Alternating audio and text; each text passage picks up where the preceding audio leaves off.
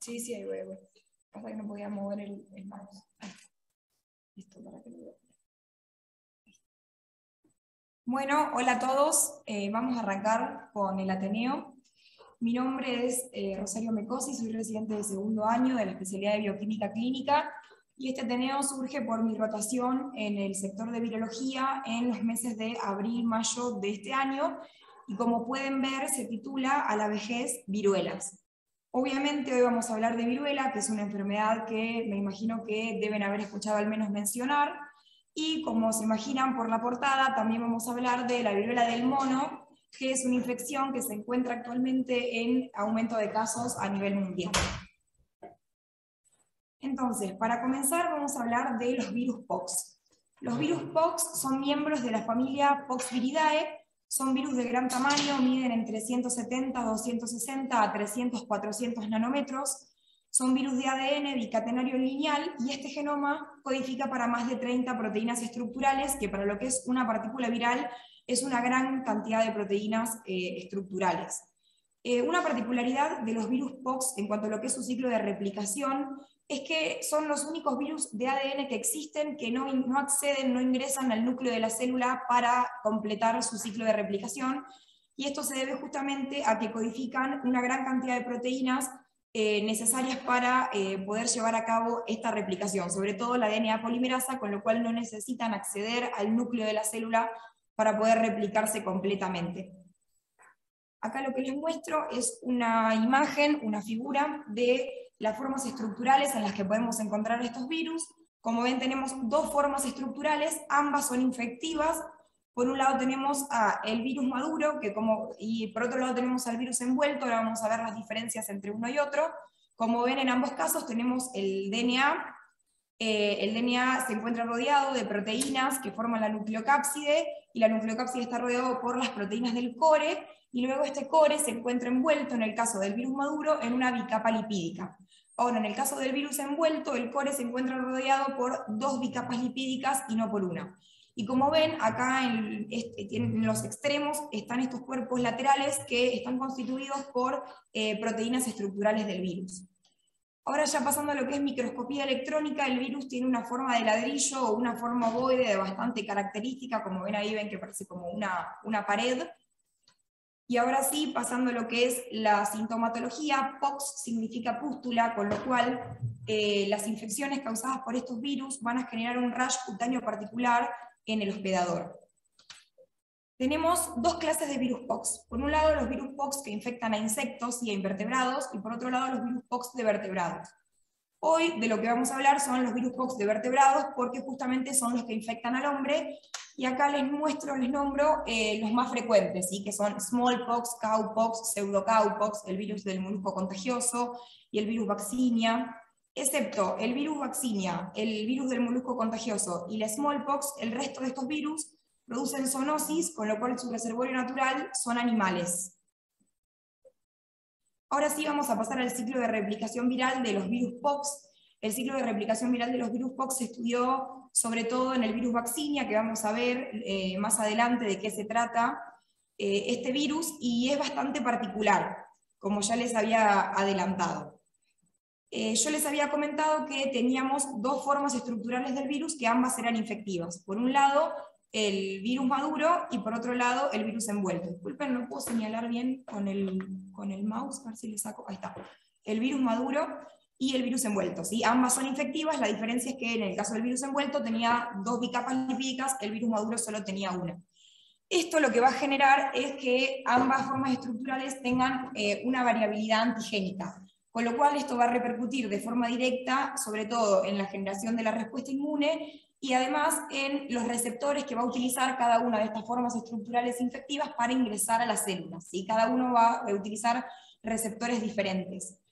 La realidad es que hoy en día los receptores que utilizan los virus pox no se encuentran, o sea, no se conoce exactamente cuál es el receptor, pero sí se propone que se tratan de glicosaminoglicanos de la pared de la célula, como por ejemplo el heparansulfato, pero por otro lado también se propone el epidermal growth factor como uno de los receptores, y además también se plantea que los glicosamiноglicanos de la matriz extracelular podrían actuar como correceptores y ayudando al ingreso de la partícula viral.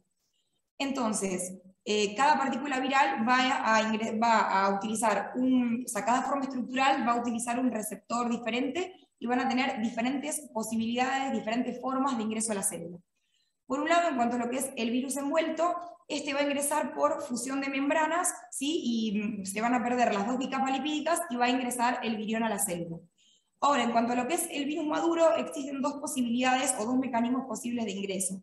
Por un lado, en uno tenemos la fusión de membranas, al igual que el virus envuelto, y por otro lado, la unión del virus maduro a su receptor en la célula puede desencadenar una cascada de señalización intracelular que va a llevar a la formación de una vesícula endocítica, y luego esa vesícula endocítica ya dentro de la célula va a liberar al virión. Entonces, una vez que se liberaron los viriones en el interior de la célula, las proteínas del core se van a unir a los microtúbulos de actina y van a llevar a las partículas virales hacia sitios de la célula que se encuentran alejados de las organelas celulares, que se llaman fábricas virales.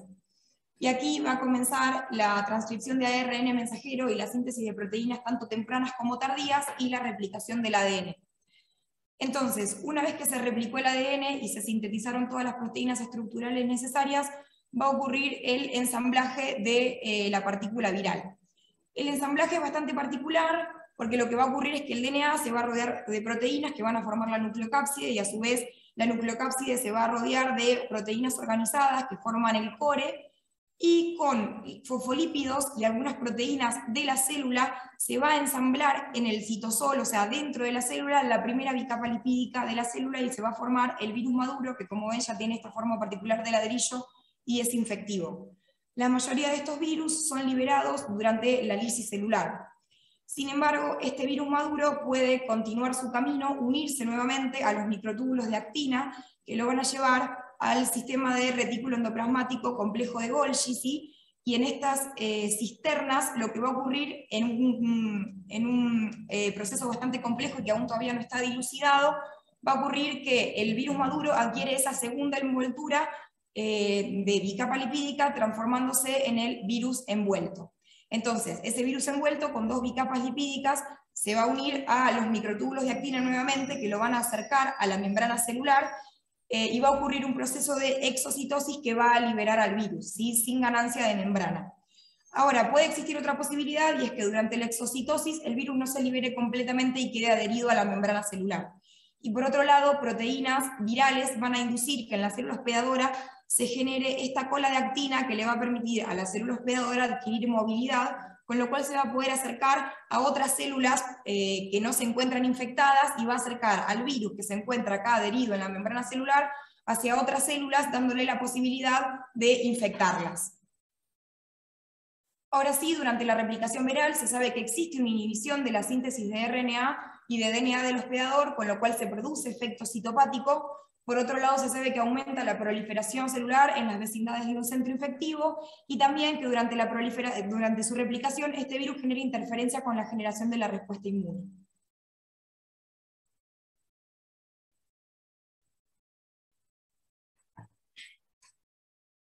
Ahora sí, entonces, vamos a pasar a hablar de viruela. La viruela sí es una enfermedad que es causada por el virus de smallpox. Es una enfermedad que tiene altos índices de mortalidad en población no vacunada y genera un rash cutáneo particular. Cuando estas lesiones en la piel resuelven, en general pueden dejar cicatrices características. Su origen es desconocido y es una enfermedad sumamente ancestral, de ahí es que viene el título del Ateneo.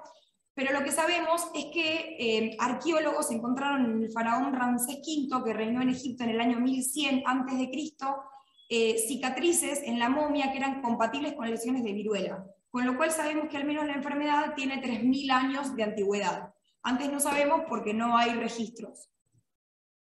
La viruela, o sea, los primeros registros escritos de la viruela aparecen en el siglo IV en China. Luego, debido al comercio chino, la viruela se expandió en el siglo VI a Japón, y luego, por la expansión de los árabes, en el siglo VII la viruela llega a Portugal, España y África. Luego, con las cruzadas, en el siglo XI, la viruela se expande por todo el continente europeo, y luego, con los viajes de los colonos, en el siglo XVI, la viruela llega a lo que es América del Sur y el Caribe. Luego ya en el siglo XVII, cuando los colonos arriban a las costas de América del Norte, ¿sí? La viruela termina de expandirse por todo lo que sería el continente americano, y ya en el siglo XVIII, en una expedición que es enviada por la corona británica, la viruela se expande por el continente, por Australia. Gracias. Entonces, bueno, como ven, la viruela se expandió por todo el mundo, pero por suerte en 1976 la enfermedad se erradicó gracias a una gran campaña de vacunación a nivel mundial que se realizó.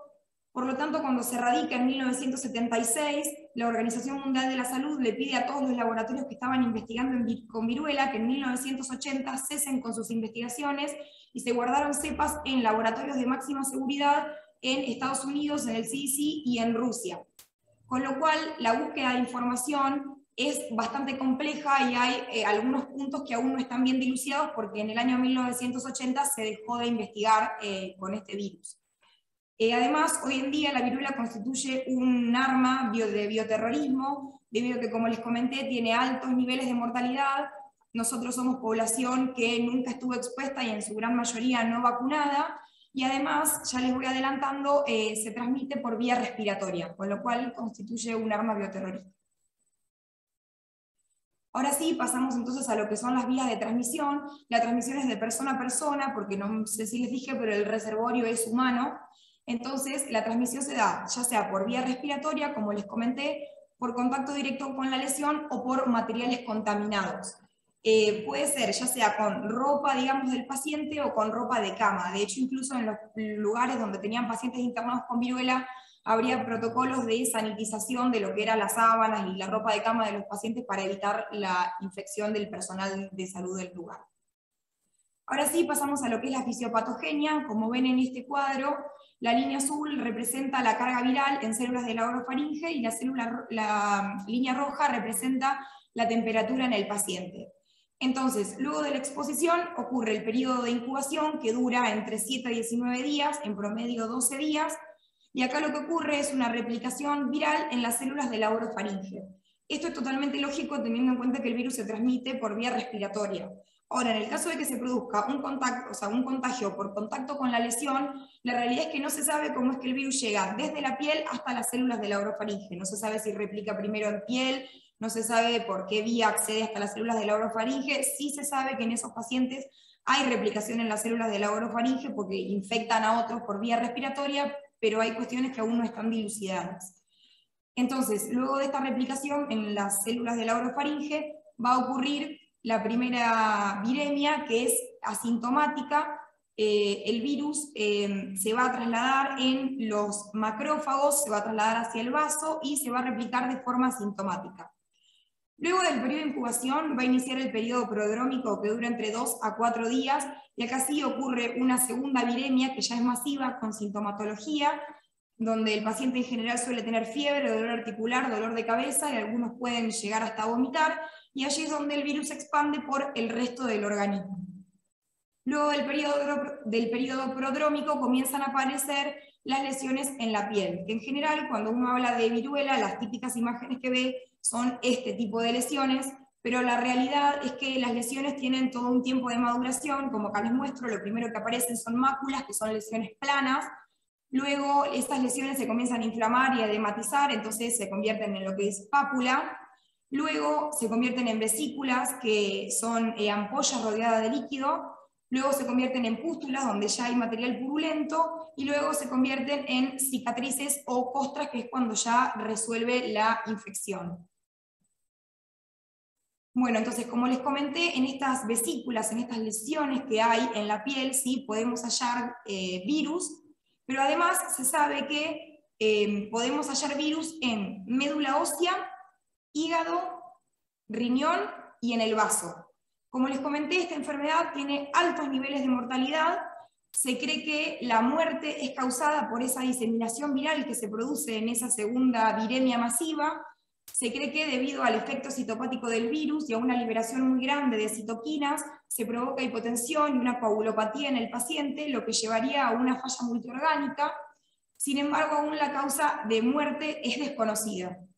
Se sabe que existen complicaciones en pacientes infectados con viruela, como por ejemplo infecciones bacterianas de la piel, que se pueden extender a todo lo que es partes blandas, incluso articulaciones y hueso, y también infecciones bacterianas del pulmón.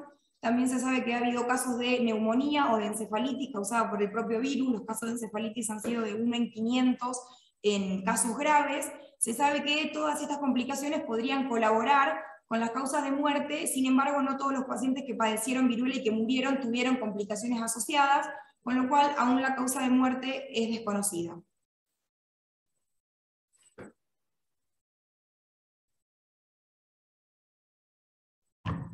Ahora sí, ya pasando a lo que es la presentación clínica, hoy en día sabemos que existen dos cepas de viruela, una que es la viruela menor y otra es la viruela mayor. Tienen 98% de homología genética, pero este 2% de diferencia hace que la mortalidad en la viruela menor sea de 1 o menor a 1, y en el caso de la viruela mayor sea en promedio del 30%.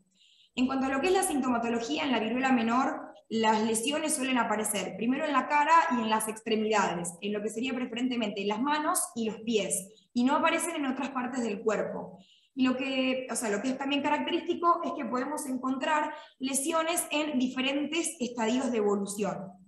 Ahora, en lo que es la viruela mayor tenemos tres formas de presentación clínica. Por un lado está la clásica, que se presenta con el rash cutáneo clásico, y por otro lado tenemos la hemorrágica y la plana, que no presentan el rash cutáneo clásico. En cuanto a lo que es la forma clásica, las vesículas, las lesiones se van a encontrar en todo el cuerpo de la persona, van a evolucionar muy rápido y se van a encontrar todas las lesiones en el mismo estadio de evolución. La forma clásica tiene dos modalidades. Por un lado hay una con una mortalidad del 10% con lesiones discretas, y por otro lado otra donde la mortalidad es del 60% con lesiones confluentes. Luego tenemos la forma hemorrágica, que por suerte ocurre solo en el 2% de los pacientes y no se presenta con rash. Se genera una hemorragia diseminada en la piel y mucosas que evoluciona sumamente rápido, y la mortalidad es entre el 93% y el 100%. Y la forma plana, que solo ocurre en el 7% de los pacientes, tiene lesiones planas, o sea, hay lesiones pero no es el rash característico, y son lesiones planas que pueden ser leves, confluentes o semiconfluentes. Ahora sí vamos a pasar a hablar de lo que es la vacunación de la viruela, que es un hito sumamente importante para la ciencia. Además, bueno, con la generación de la vacuna para la viruela es que nace la vacunación, con lo cual nos pareció que era algo muy interesante para contar, y aparte porque necesitamos información sobre la vacuna de la viruela para ver en qué situación nos encontramos actualmente con las infecciones por monkeypox. Entonces, lo que hoy conocemos como vacunación nace en el siglo X en China, en donde realizaban esta práctica, que era una inoculación nasal de material de las lesiones. O sea, inhalaban material de lesiones, y obviamente había altos casos de mortalidad porque no se trataba ni de un virus, no se trataba de ni siquiera un virus atenuado, y tampoco hablábamos de concentración de inóculos. Era en el siglo X, así que había muchas personas que morían. Luego, en el siglo XVII, esta señora aristócrata, Lady Montagu, que es una aristócrata inglesa, realizó un viaje a Turquía en donde adquirió información y conocimientos sobre estas prácticas, y en esta época hubo una epidemia de viruela muy grande en Inglaterra. Entonces lo que ella hizo fue, con esta aguja bifurcada, inocular material de las lesiones en la piel de sus hijos, y logró que sus hijos no se infecten de viruela. Hay varias bibliografías que dice que los primeros escritos sobre lo que hoy conocemos como vacunación son de esta señora Lady Montagu, y que Edward Jenner, que es la persona que hoy se conoce como el padre de las vacunas, tomó información de esta señora. Bueno, entonces ahora sí, ya a fines del siglo XVIII, Edward Jenner toma las ideas de Lady Montagu, y además observó que en mujeres que ordeñaban vacas no se contagiaban de viruela. Lo que ocurre es que en las vacas ocurre una infección por un virus que se llama cowpox, que también es un virus de la familia Poxviridae, y se genera inmunidad cruzada, con lo cual esa población no se contagiaba. También había antecedentes de que en personas de la caballería que estaban en contacto con caballos tampoco se infectaban de viruela, y hay un virus que se llama horsepox que infecta a los caballos, con lo cual podría estar ocurriendo la misma situación. Entonces Jenner lo que hizo fue, con esta aguja bifurcada, tomar material de la lesión de las vacas y decidió inocularlo en el brazo del hijo de su jardinero. Acá les muestro una pintura en donde se ve cómo Edward Jenner le está inoculando en el niño material de la lesión y expuso al niño a una persona que estaba infectada con viruela y el niño no se infectó. Este procedimiento se repitió en varios pacientes y él realizó lo que hoy conocemos como un paper, o sea, un reporte de casos, y lo presentó a la comunidad científica de la época, y la comunidad científica le dijo que estaba loco, que nunca le iban a aprobar ese paper, que no siguiera investigando porque nunca le iban a aprobar nada y que no tenía ningún sentido. Por suerte para todos, Edward Jenner siguió con sus ideas revolucionarias que se extendieron por toda Europa, y en el año 1803 el rey Carlos IV decidió hacer una expedición filantrópica de la vacuna que consistía en llevar las vacunas a América. Acá les muestro una pintura donde se observan el barco y toda la gente esperando en las costas la llegada de la vacuna. Lo que decidieron hacer fue inocular con esta aguja bifurcada material de la lesión de un paciente vacunado en un paciente sano para vacunarlo. Ahora, ustedes se preguntarán cómo hacían para llevar las vacunas. Bueno, lo que hicieron fue inocular material de la lesión en niños huérfanos y en esclavos, en todo el brazo de los niños huérfanos y de los esclavos, y de esa manera iban a tener un montón de lesiones para poder sacar material e inocularlo en pacientes sanos. Luego, por suerte, comenzaron a inocular material de lesión de pacientes vacunados en vacas y el virus se comienza a producir en animales. A esto le agregaban glicerol para poder preservarlo y transportarlo, pero esto traía muchos problemas de conservación, con lo cual en 1950 ocurre un hito muy importante, que es que se pueden liofilizar los componentes de la vacuna, entonces la vacuna se puede congelar y transportar, y entonces se inicia una campaña masiva mundial de vacunación, y en 1976 se logra erradicar mundialmente a la viruela. Ahora, teniendo en cuenta todo lo que yo les comenté hasta acá, ¿qué virus tendría la vacuna para la viruela? ¿Cuál piensan que es ustedes? ¿Cuál lógicamente sería? Cowpox. Bueno, acá me dicen cowpox. Nuevamente, la ciencia nos sorprende y el virus para la viruela es el virus vaccinia. Este virus es un virus DNA doble cadena de la familia Poxviridae.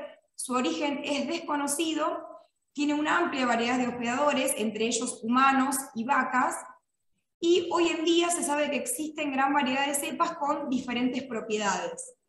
En cuanto al origen de este virus, la realidad es que justamente es desconocido, pero hay mucha bibliografía que dice que debido a la gran manipulación que hubo en esa época de lo que era la vacunación, ¿sí? Recuerden que Jenner primero inoculó material de la vaca en el brazo de un niño, luego comenzaron a inocular material de paciente vacunado en otro paciente vacunado, luego las vacunas viajaron a América, luego comenzaron a realizar la producción de las vacunas en vacas.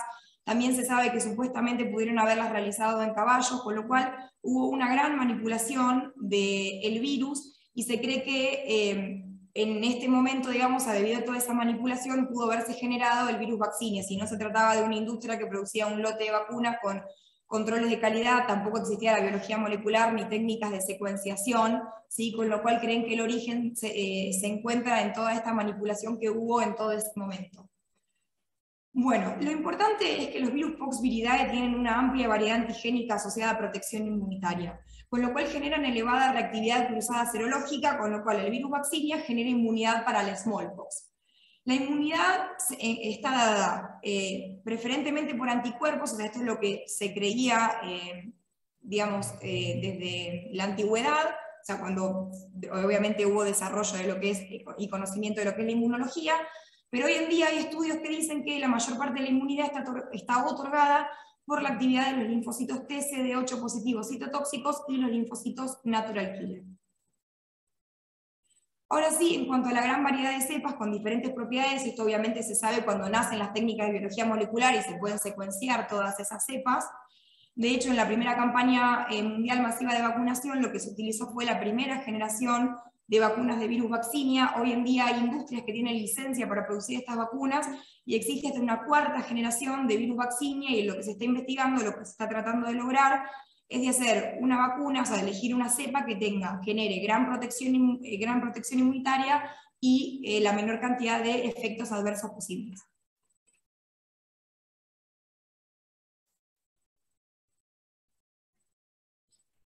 Disculpen que tenga que tomar tanta agua, pero estoy con mucha tos, si no estaría tosiendo todo el tiempo. Entonces, ahora sí vamos a pasar al virus de monkeypox o a la viruela del simio o viruela del mono. ¿Sí? Para hablar de monkeypox sabemos que por un lado tenemos el virus, ¿sí? Y por otro lado la entidad clínica, o sea, tienen el mismo nombre. En cuanto a lo que es la entidad clínica, es una zoonosis vírica selvática, se identificó por primera vez en 1958 en monos en cautiverio que eran trasladados de África hacia otro país, y el reservorio natural, uno pensaría que son monos, pero la realidad es que son roedores africanos.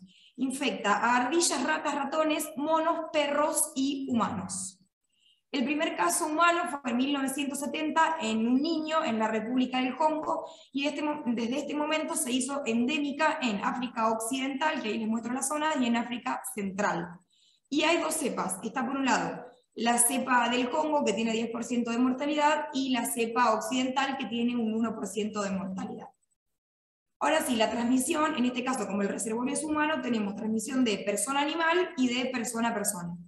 Lo que es de persona animal no se encuentra del todo dilucidado, pero sí se sabe que contacto directo con sangre, fluidos o inoculación por lesión, que sería por mordedura de animales, va a generar contagio. También hay bibliografía que dice que el solo hecho de sostener al animal y tener contacto con las lesiones también podría generar contagio.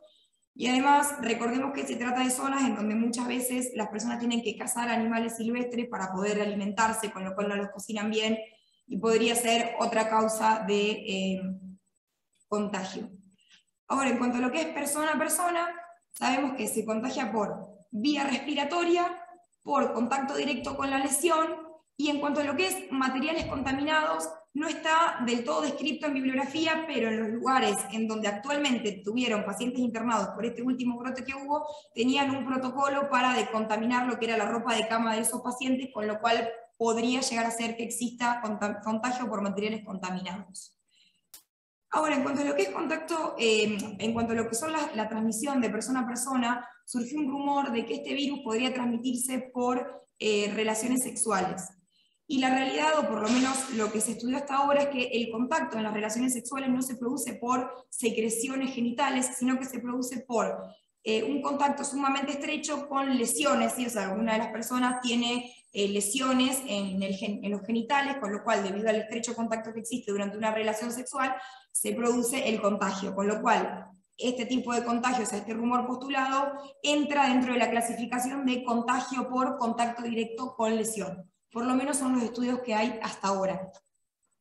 Ahora sí, en cuanto a la fisiopatogenia, les traigo el mismo cuadro que les traje para el estudio para contarles la smallpox, porque no encontré para monkeypox, y ahí les aclaro que este es de smallpox, pero es bastante similar, así que lo voy a utilizar para explicarles y les voy a ir marcando las diferencias.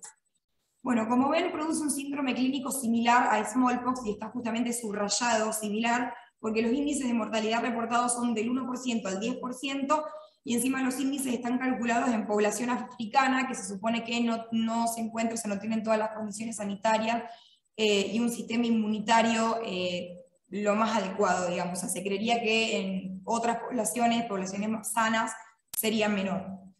Ahora sí, el periodo de incubación luego de la exposición es de 5 a 21 días, o sea, es un poquito más largo que lo que sería el de la smallpox.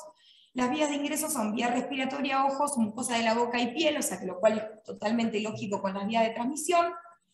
Y en el periodo de incubación se sabe que existe, al igual que en smallpox, una replicación inicial en las células de la orofaringe, y en este caso sí se sabe que el virus replica también en la piel.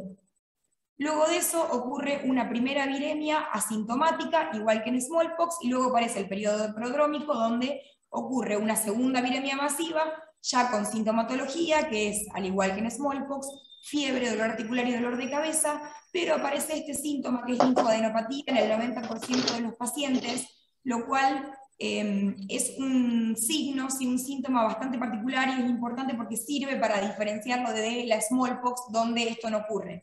Se sabe que la monkeypox replica en el ganglio linfático más cercano, por eso es que se produce esta linfadenopatía. Bueno, entonces, como les decía, en esta segunda viremia masiva ocurre una expansión del virus por todo el organismo. Y luego de este periodo prodrómico aparece el rash cutáneo característico. Primero, el rash cutáneo aparece en la orofaringe, luego aparece en la mucosa bucal, y luego en la cara y en las extremidades, y podemos tener lesiones en la piel, en diferentes estadios, con lo cual, si recuerdan, esto se parece bastante a la cepa que causaba la viruela menor, sí que era la que tenía menor mortalidad. También se sabe que hay complicaciones asociadas como infección bacteriana en piel, neumonía, deshidratación, sepsis y encefalitis, pero como les comento, los índices de mortalidad son bastante bajos. Bueno, como yo les comentaba, desde 1970 que apareció el primer caso, la viruela del mono se hizo endémica en África. Acá lo que les traje es un trabajo que lo hicieron investigadores que viven en Nigeria, donde reportaron los casos de monkeypox, tanto los sospechosos como los confirmados. Y como ven, en los últimos años, 2017, 18 y 19, los casos confirmados son 68, 38 y 46.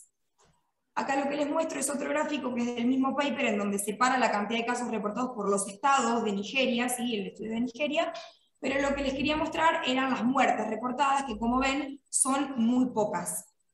Yo tuve la posibilidad de revisar varios papers donde habla sobre la cantidad de casos reportados en África, realizados por otros grupos de investigadores, ya sea de Estados Unidos o en general de Europa, y en general se reportan las mismas cifras, y en general los casos suelen andar por los mismos números. Hay cifras un poco más altas en lo que es República Democrática del Congo, que es el lugar endémico con mayor incidencia, pero más o menos se manejan las mismas cifras.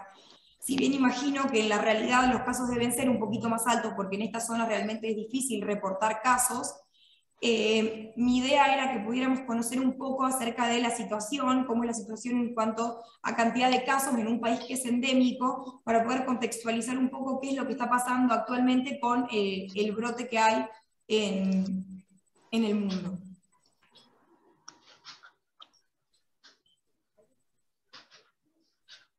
Disculpen, me dicen que alguien debe tener encendido un micrófono abierto, si lo pueden mutear, por favor.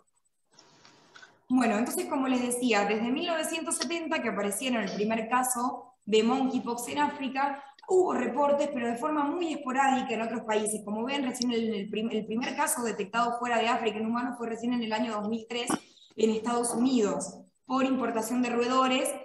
Los roedores contagiaron a un perro y se reportaron en total 6 casos. Luego también en el 2018 hubo un caso en Israel, que también era importado a Nigeria, y hubo 3 casos en Inglaterra, 2 eran de personas que habían viajado a Nigeria y otro era del personal de salud que atendió a alguno de estos pacientes. Pero bueno, como ven, los casos que se fueron reportando son esporádicos, por ende el brote que hay actualmente cobra importancia. Ahora sí, entonces pasamos a lo que es la situación actual.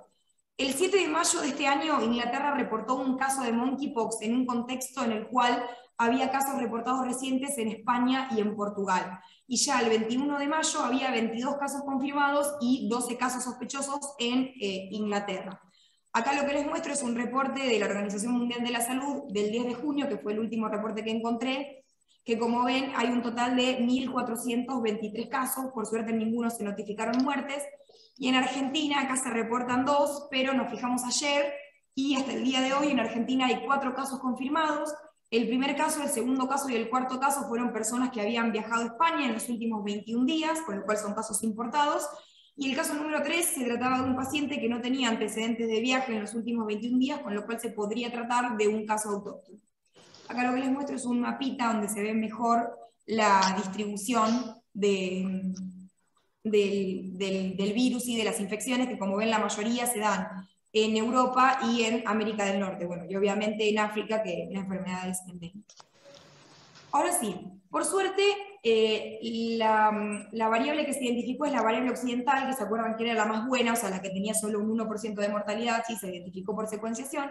Y en cuanto a la clínica de los pacientes sí, que hubo en este brote, por un lado hay pacientes con sintomatología típica, pero comenzaron a aparecer muchos pacientes con sintomatología atípica, que se trataba de lesiones cutáneas en el área genital o perianal, con o sin diseminación, con o sin síntomas generales y con proctitis. De acá es que surge la idea o el rumor de que se podía tratar de una enfermedad de transmisión sexual, que como les conté, los estudios que hay hasta ahora desestiman esa posibilidad.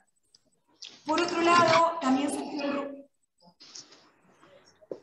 Su chicos, micrófono no está silenciado. ¿Terminó de hablar? ¿Alguien puede...? Creo que es mi papá el que tiene el micrófono encendido. Perdón. ¿Pueden mutearlo? A ver si no lo muteo yo. A ver, ahí está, dice que ahí quedó muteado. Disculpen. Bueno, como les dije, de esta sintomatología surgió que el rumor de que el hecho de ser homosexual, o sea, de hecho en los hombres que tienen sexo con hombres, podría haber un riesgo aumentado de padecer la infección. Esta idea surgió porque cuando hubo un aumento de casos en Inglaterra, sobre todo en Londres, había un gran porcentaje de población homosexual entre esos casos, pero la realidad es que todo ese grupo de pacientes tenían un nexo epidemiológico, y es que habían ido a una fiesta que se había hecho en las Islas Canarias, que era una Chemfest, que son fiestas con alta cantidad de drogas, de abusos y relaciones sexuales de alto riesgo. Incluso dicen que las personas tienen relaciones sexuales y no ven la cara, o sea, no ven la otra persona, con lo cual todas estas personas habían ido a esta fiesta, y luego comenzaron a aparecer más casos de mujeres, niños u hombres heterosexuales, con lo cual los porcentajes se comenzaron a igualar y se desestimó la teoría y el falso rumor. Ahora sí, muy pocos casos requirieron de hospitalización, en general solo fueron de tratamiento de los síntomas o de infecciones secundarias, pero fueron muy pocos. De hecho, muchos de los casos en Inglaterra tuvieron que internarlos debido a la proctitis, a muchos pacientes les tuvieron que dar opioides porque decían que el dolor que tenían era sumamente alto. ¿Qué dice la OMS en cuanto a los viajes internacionales? Bueno, por ahora no hay restricciones. ¿Qué dice en cuanto a las reuniones masivas? Bueno, que podrían generar un aumento de los casos. Obviamente contextualiza reuniones masivas en cuanto a lo que sería reuniones privadas con relaciones sexuales de alto riesgo, sí, ese tipo de reuniones masivas. Ahora, ¿qué pasa con la vacunación? A las personas de alto riesgo se las puede vacunar en un periodo de 14 días luego del contacto con luego del contacto con el virus, y la idea es que se vacune antes de llegar a esa segunda viremia masiva, pero lo ideal es vacunar en los 4 días post contacto. En general las vacunas ahora no se están utilizando como algo preventivo, sino que se están utilizando para las personas de riesgo, y además también hay algunos protocolos con antivirales, y hay algunos que ya se utilizan, digamos, en otros virus, y hay otros que son específicos para viruela. Por lo menos en Inglaterra los estaban utilizando, no sé si acá, digamos, tendríamos acceso. Ahora lo que les voy a definir es caso sospechoso, probable y confirmado. Se define caso sospechoso a un paciente que tiene exantema vesicular agudo que no corresponde a las principales causas conocidas de enfermedades exantemáticas, como son, por ejemplo, herpes, sobre todo en el caso de las lesiones genitales, varicela o sarampión. De hecho, el hecho de no haber padecido varicela de chico es un factor de riesgo. Se encuentra acompañado de uno o más de los siguientes signos o síntomas, que son cefalea, inicio súbito de fiebre, astenia, mialgia, dolor de espalda y linfadenopatía. Caso probable es la persona que cumple con la definición de caso sospechoso y alguno de los siguientes criterios, que es vínculo epidemiológico con un caso probable o confirmado en los 21 días previos al inicio de síntomas, o antecedentes de viaje a un país endémico o donde hoy en día se registran datos como por ejemplo España, Inglaterra, Estados Unidos. ¿Qué se define como caso confirmado? Persona que cumple con la identificación de caso sospechoso o probable y está confirmado por laboratorio para viruela símica mediante PCR o por otras técnicas como secuenciación en el caso de las que estén disponibles. Entonces, en cuanto a lo que es diagnóstico de laboratorio, como les comenté, la metodología que se utiliza es PCR real time.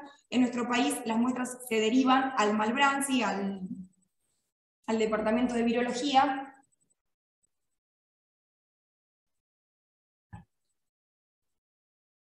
La muestra, esto es muy importante, que tomamos son material de lesiones, ¿sí? Puede ser hisopado de la superficie y o exudado de la lesión, bordes superiores de más de una lesión, o sea, de la superficie de las lesiones, o costras de las lesiones. Teniendo en cuenta el estadio en el cual tomemos nosotros la muestra, va a depender la sensibilidad que tenga esa muestra. Si en general las costras, como la enfermedad ya resolvió, son las que menos carga viral tienen, pero la realidad es que en los casos reportados que hay en Inglaterra hasta ahora, están, digamos, tratando de organizar los protocolos para darle de alta a los pacientes, y lo que dicen es que necesitan 2 PCR negativas con 24 horas de diferencia. Y hay pacientes que clínicamente resolvieron la infección, pero le están tomando material de las costras y siguen teniendo la PCR positiva, con lo cual están haciendo estudios de cultivo viral para ver si ese DNA se trata de DNA viable, y además están tratando de generar nuevos protocolos para poder darle de alta a esos pacientes sin tener en cuenta lo que sería la PCR o PCR de las lesiones. Además, otra de las muestras que puede ayudar es el hisopado de la orofaringe, y se están tomando también muestras de sangre con o suero, que la realidad es que esto es más con fines de investigación, digamos, para luego poder llegar a hacer serología. Las muestras de las lesiones se van a colocar en un tubo seco o en un tubo de transporte viral. En cuanto a lo que es la conservación de la muestra, que esto es muy importante, durante el lapso de 1 hora después de la recolección hay que refrigerar la muestra. De 2 a 8 grados centígrados si se procesa en el lapso de 7 días, o a menos 20, congelarla si se procesa luego de los 7 días. En cuanto a la bioseguridad, la muestra debe ir en triple envase, la persona que toma la muestra debe tener el equipo de protección personal adecuado, y en cuanto a lo que es el laboratorio, debemos trabajar en cabina de seguridad tipo 2 y en centrífuga sellada para evitar la generación de aerosoles, que es en el momento en el cual podría ocurrir contagio con el personal del laboratorio. Ahora, tenemos 2 algoritmos diagnósticos. El primero, como les muestro acá, se hace una PCR que detecta virus de monkeypox. Si da negativo, se desestima el caso. Si da positivo, se puede llegar a hacer, en el caso de que esté disponible, otra PCR o secuenciación para identificar la variante de la que se trate. Ahora, el segundo algoritmo, que es un poquito más complicado, la primera PCR que se hace es para el virus de la familia Poxviridae. Si da negativo, se desestima el caso, pero si da positivo, hay que hacer un segundo estudio, una segunda PCR, que esta sí es específica para monkeypox. Si da negativo, se desestima el caso, y si da positivo, lo confirma. Y ahora sí, bueno, la idea de realizar esta TENEBRA era un poco tratar de responder esta situación, que me imagino que todos nos hemos hecho la pregunta, ¿no? Sobre todo teniendo en cuenta que estamos ya casi, por suerte diría, finalizando la pandemia con el COVID, así que bueno, la idea de la Ateneo un poco y las conclusiones era tratar de responder, tratar de dilucidar si la monkeypox podría llegar a generar una pandemia a nivel mundial tan grave como lo hizo el COVID. La realidad es que yo, para realizar el Ateneo, traté de utilizar la mayor cantidad de información oficial y no recurrir a, digamos, a diarios o, digamos, medios masivos de comunicación, porque la realidad es que muchas veces la comunicación no es del todo efectiva y podemos encontrar información que no es del todo certera. Sin embargo, para poder responder esta pregunta, la realidad es que no encontré ningún paper, no encontré ninguna información oficial, ningún reporte, digamos, sobre predicciones. Y acá lo que encontré es un podcast, en realidad es un podcast que yo suelo escuchar, que se llama This Week in Virology, que si bien se trata de un medio, está en Spotify, si bien se trata de un medio masivo de comunicación, el podcast está avalado por la Sociedad Americana de Microbiología, y el cofundador del podcast es este científico, que es el doctor Daniel Griffin. La realidad es que este señor tiene un CV impresionante, dedicó toda su vida a estudiar enfermedades infecciosas, estudió mucho en HIV, inmunología y medicina tropical, también tiene muchísima cantidad de papers publicados sobre casos de parásitos, y además es voluntario en Foundation for International Medical Relief of Children, con lo cual cuando él habla, digamos, él no lo dice, pero cuando él habla, muy probablemente haya ido como voluntario a África, digamos, en colaboración, por lo cual tiene de alguna manera información de primera mano, o sea, ha vivido estas infecciones. Y me parecía que era una persona sumamente capacitada como para poder responder esta pregunta. Entonces, el 26 de mayo, se los dejo acá por si alguno lo quiere escuchar, la verdad es que es muy lindo. Él publicó un podcast, o sea, se publicó en el programa, digamos, el podcast que se llama Monkeypox Clinical Update, donde él, digamos, explica, es un podcast que, digamos, está dirigido como a la comunidad en general, o sea, no se necesitan tener tantos conocimientos sobre medicina o salud para poder comprenderlo. Y el entrevistador le pregunta si él cree que realmente la monkeypox podría llegar a generar una pandemia, y él la verdad es que se la rejuega, y él dice que según sus criterios y su conocimiento, el virus de monkeypox no tiene tanta capacidad de propagarse, debido a que es necesario que exista un contacto muy estrecho para que haya contagio. De hecho, él ahí dice, yo he visto casos de gente que vivía en la misma casa con un paciente contagiado y el resto de los convivientes no se contagiaron, con lo cual el contacto tiene que ser sumamente estrecho para que exista el contagio. Y además, por otro lado, él dice que existen vacunas, como les dije, la vacuna del virus vaccinia sirve para la monkeypox, con lo cual en el caso de que aumenten los casos y comience a ser mucho más preocupante la situación, podría llegar a utilizarse esas vacunas. Lo que sí dice que es una situación como para tener en cuenta es tratar de que las personas que están infectadas no tengan tanto contacto con sus mascotas, porque si recuerdan yo les había dicho que el monkeypox infecta también a perros, y sería una situación riesgosa que de un humano pasara al perro y que en el perro sí pudieran ocurrir mutaciones y que ahí sí el virus se vuelva más infectivo o que adquiera mayor capacidad, o sea, que sea más virulento, con lo cual eso sí sería una situación como que él no alerta, pero bueno, sería como una de las cosas que de lo que más le preocupan, digamos, pero explica que es una situación para ocuparse y no para preocuparse. Bueno, esta es la bibliografía que utilicé y espero que les haya gustado el Ateneo. Muchas gracias.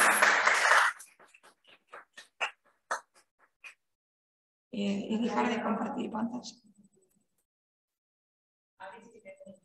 El chat, sí, bueno, si alguien tiene alguna pregunta, algo que me quieran preguntar. Hola Rosario, te felicito, un Ateneo muy completo. No tengo ninguna pregunta, quería felicitarte únicamente. Bueno, muchas gracias. Disculpen que tuve que tomar tanta agua, pero hoy amanecí con mucha tos y no podía hablar, así que discúlpenme que estuve tomando a cada rato agua, les pido disculpas. Bueno, muchas gracias. Sí, me dicen acá los chicos que por favor recuerden completar la asistencia. Y bueno, si nadie tiene ninguna pregunta.